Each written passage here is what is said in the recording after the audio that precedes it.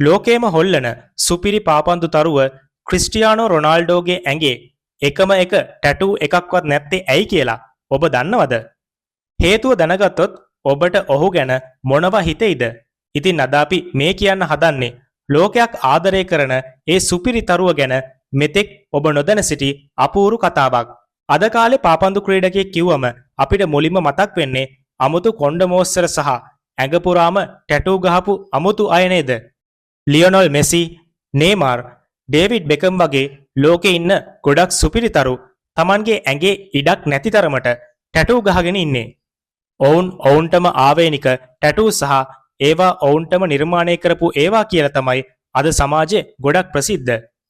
හැබැයි මේ හැමෝටම වඩා ජනප්‍රිය ඩොලර් බිලියන ගණනක සල්ලි තියෙන ලෝකේ වැඩිම පිරිසක් ෆලෝ කරන සුපිරි තරු වෙන ක්‍රිස්ටියානෝ රොනාල්ඩෝගේ ඇඟේ එකම එක ටැටූ එකක්වත් නැහැ. ඉතින් මේ සුපිරි ක්‍රීඩකයාගේ ඇඟේ ටැටූ නැති වෙන්න ප්‍රධානම හේතුව මොකක්ද කියලා ඔබ දන්නේ නෑ නේද?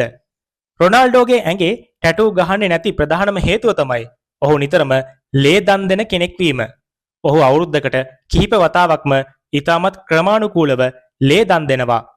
සාමාන්‍යයෙන් වෛද්‍ය නීතිවලට අනුව කෙනෙක් ඇඟේ ටැටූ එකක් ගැහුවොත් ඉදිකටු මගින් රුධිරයට විෂ බීජ සහ ආසාදන ඇතුළු වෙන්න පුළුවන් අවදානමක් තියෙන නිසා ටැටුව ගහලා මාස 4ක් ඉඳන් අවුරුද්දක් විතර යනකම් ලේ දන් දෙන්න බෑ. හැබැයි රොනාල්ඩෝ කියන්නේ ඕනෑම හදිසි අවස්ථාවකදී මිනිස්සෙකුගේ ජීවිතයක් බේරගන්න ලේ දන් දෙන්න සූදානමින් ඉන්න කෙනෙක්. ටැටූ එකක් ගහලා ලේ දෙන එක කල් දාන්න ඔහුට කිසිම ඕමනාවක් නැහැ කියලා තමයි ඔහු කියන්නේ. ලේ දෙනවා වගේම රොනාල්ඩෝ කියන්නේ ලියාපදිංචි වුණු ඇටමිදුළු දන් දෙන කෙනෙක්. මීට අවුරුදු ගානකට කලින් පෘතුගාල කණ්ඩායමේ හිටපු ඔහුගේ සමකාලීන ක්‍රීඩකයෙක් වුණු කාලෝස් මාටින්ස්ගේ කුඩා පුතාට ලියුකේමියාව කියන රුධිර පිළිකාව හැදුනා. ඒ වෙලාවේ ඒ පුංචි දරුවාගේ ජීවිතේ බේරගන්න ඇටමිදුළු දන් දෙන්න රොනාල්ඩෝ කිසිම පැකිලීමකින් තොරව ඉදිරිපත් වුණා. ඇටමිදුළු දන් දෙනවා කියන්නේ ලොකු වේදනාවක් දෙන අමාරු දෙයක් කියලා මිනිස්සු හිතුවට ඒක නිකම්ම ලේ දෙනවා වගේ සරල දෙයක්. මම ඒක කළා. ආයෙත් ඕනේ වුණොත් කරනවා කියලා රොනාල්ඩෝ එක අවස්ථාවකදී කියලා තිබුණා. පාපන්දු පිටියේ සිටින කවුරුත් දන්නා ආඩම්බරකාරයෙක් තමයි ක්‍රිස්ටියානෝ කියන්නේ.